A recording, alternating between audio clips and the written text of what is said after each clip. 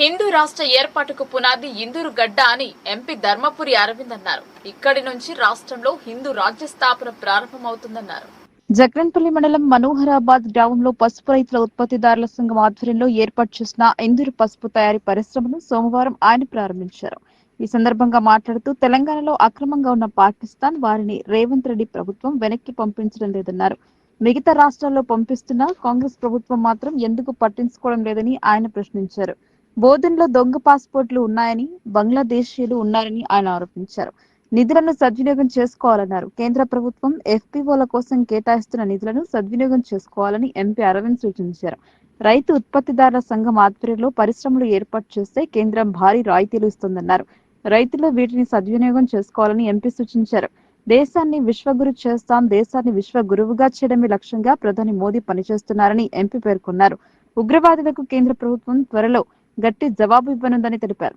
ఉగ్రవాదం అంతం చేసేలా మోదీ చర్యలు చేపట్టనున్నారని చెప్పారు. దేశం గర్వించేలా కేంద్రం ఉగ్రవాదులకు జవాబు ఇస్తుందని ఆయన పేర్కొన్నారు.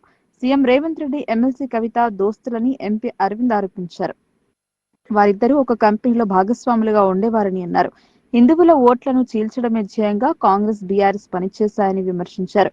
2029 ఎన్నికల్లో రాష్ట్రంలో బీజేపీ విజయం సాధించడం ఖాయమని ధీమా వ్యక్తం చేశారు.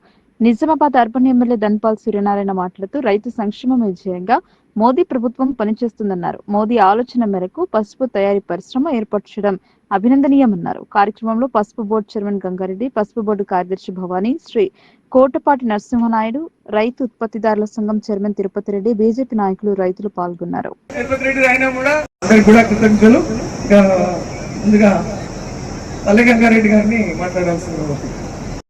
వస్తున్నారు ఒక ఇద్దరు, కానీ లేట్ అవుతుంది. ఈ సబ్సిడీ అన్నది వస్తుంది కానీ గ్రాంట్ అన్నది రావడం చాలా అరుదు.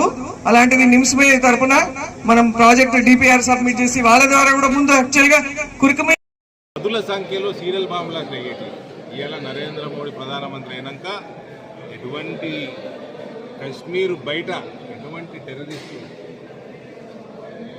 కార్యకలాపాలు మనకు కనబడతలేవు. అదే కాకుండా కశ్మీర్లో కూడా దాదాపు 90% పైన ఇన్సిడెంట్ తగ్గినట్టు. అటువంటి నాయకుడికి, అటువంటి ప్రధానమంత్రికి వీళ్ళు కోఆపరేట్ చేయకుండా ఇబ్బందులు క్రియేట్ చేసే పార్టీ కాంగ్రెస్ పార్టీ. ఆ ఇబ్బందులు కేవలం ఓటు బ్యాంకు కోసం, దానికోసము హిందువుల ప్రాణాలు పోయినా వీళ్ళు లెక్క చేస్తలేరు, దేశ భద్రతను కూడా లెక్క చేస్తలేరు.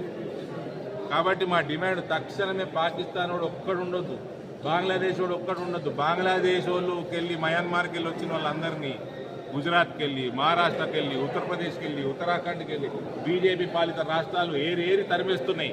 మీరు ఎందుకు బెంగాల్లో మీ మమతా బెనర్జీ, ఇక్కడ కాంగ్రెస్ ప్రభుత్వం, కర్ణాటక ప్రభుత్వం వీళ్ళందరినీ సాపుతారా? రేపు హిందువులకు ముప్పు తెచ్చి పెడతారా? హిందువుల ప్రాణాలు పోతే మీరు బాధ్యత వహిస్తారా? తక్షణమే అందరూ విదేశీయులందరినీ కూడా ఎలగొట్టాల్సిందిగా ఇవాళ భారతీయ జనతా పార్టీ కూడా అన్ని జిల్లాల్లో కార్యక్రమం చేపడుతుంది. మా కలెక్టర్లకు మెమరాండం ఇస్తుంది.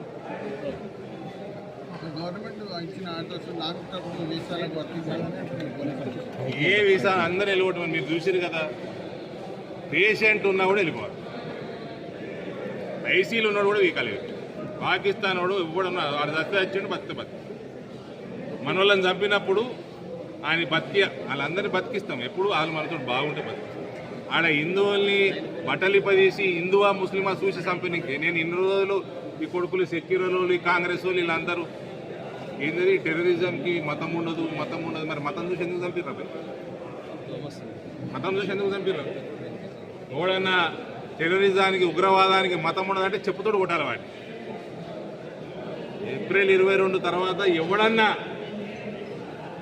ఉగ్రవాదానికి మతం ఉండదంటే వాడిని అక్కడనే చెప్పు తీసుకొని కొట్టాలి.